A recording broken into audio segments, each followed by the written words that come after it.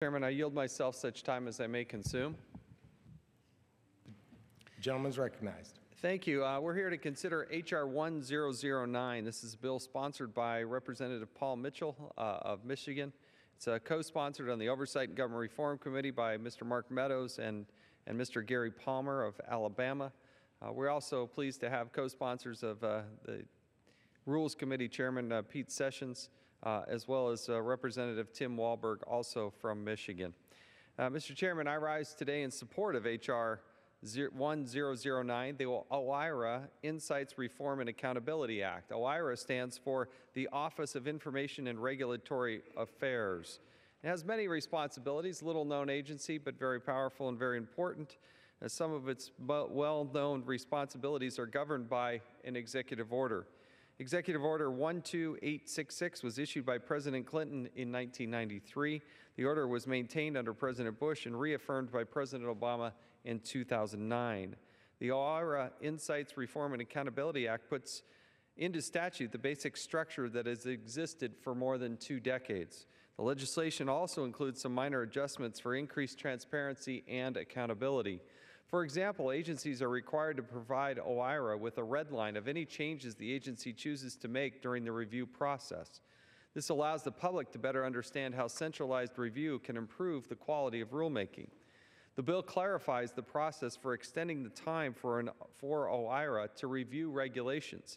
Currently, OIRA has 90 days to review a regulation, but at the request of the issuing agency, OIRA can extend the review indefinitely without notice to the public.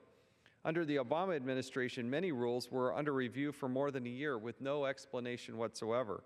H.R. 1009 requires OIRA and the regulating agency to agree upon extension and provide a written explanation to the public, including an estimated date of completion.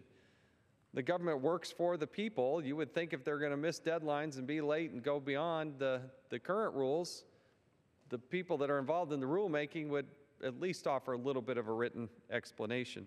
The bill also requires OIRA to update the explanation and estimated completion date every 30 days after that moving forward.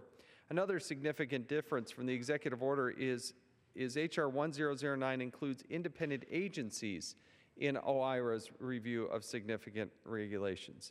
Independent regulatory agencies already submit their regulations to OIRA for the unified agenda and the annual regulatory plans. Under the Paperwork Reduction Act, independent agencies submit information collection requests, which is another way to say government forms or OIRA for approval.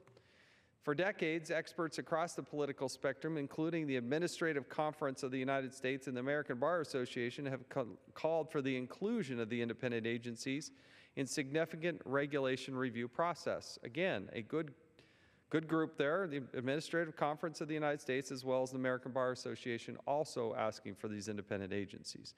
There is significant bipartisan agreement on including the independent agencies. In fact, President Obama's Job Council recommended including independent agencies in OIRA's regulatory review.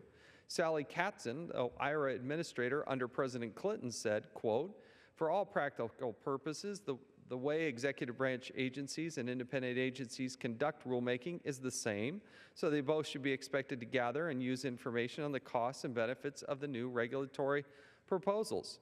She went on to suggest, quote, "Congress could adapt that same approach for OIRA, review of the analysis underlying independent agency rulemakings," and she goes on. And that's exactly what the bill does, which brings me to the last major difference between this bill and the executive order. This bill requires OIRA to report on what it reviewed and the results of that review. The Oversight Committee conducted an extensive investigation into the waters of the United States rulemaking, also known as WOTUS. During the course of the investigation, it was clear OIRA was not conducting the analysis I think we should all expect. OIRA even shortchanged the interagency review process in order to meet the self-imposed arbitrary deadline. H.R. 1009 requires OIRA to issue a report on each significant regulation it reviews, so the public can see exactly what legal requirements OIRA focused on and what OIRA found. H.R. 1009 asks OIRA to consider, did the agency technically comply with the requirement? Did it make solid effort to improve the regulation through the process? Or was the agency just going through the motions? These are very legitimate, easy, simple questions that we think can be answered.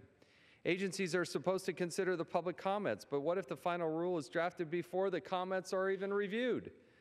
Perhaps the law does not explicitly prohibit that, but is it really an effective regulatory practice? The question is more than just whether agencies have simply complied. It is whether the agency is doing everything it can to limit the burden and make its regulations effective and easy to understand.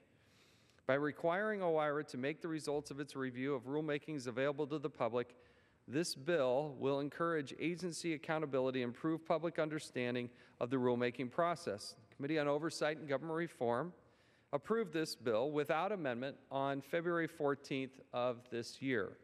I again want to thank the leadership of Congressman Mitchell for doing all that he's done to bring us to this point where we're debating on the floor of the House. I also want to thank Kathy Rother for her tireless work on this bill. She's done an awful lot of work and working with both sides of the aisle, and hats off to her as well. Again, I urge the passage of this bill, and we'll reserve the balance of our time.